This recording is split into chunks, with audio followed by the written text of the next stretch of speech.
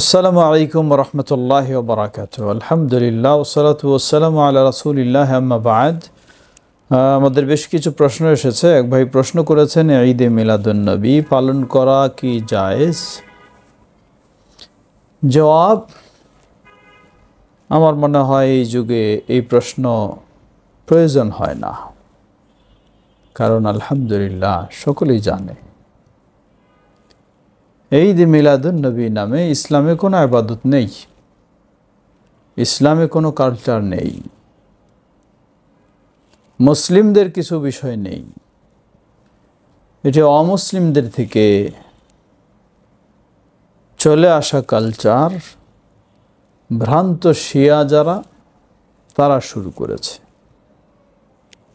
প্রথমে হলো ইউনান বা গ্রিক সভ্যতার মানুষেরা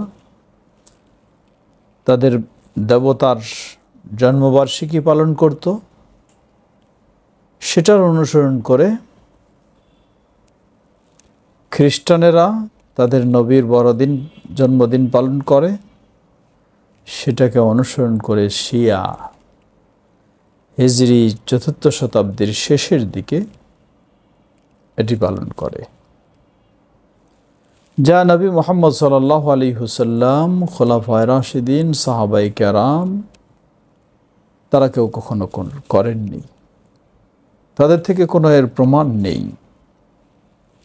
সুতরাং আমরা বলবো, আল্লাহ রসুল সাল্লাল্লাহু আলাইহি ওয়াসাল্লাম বলেন, মান আমিলা আমালান লাইসা আলাইহি আমরুনা ফাহুয়া রাদ। যে ব্যক্তি এমন কোনো আমল করবে যে আমলের ক্ষেত্রে আমাদের কোনো নিয়ম নির্দেশনা নেই, ফাহুয়া রাদ্দুন, সেটি প্রত্যাখ্যানযোগ্য, কখনো গ্রহণযোগ্য নয়।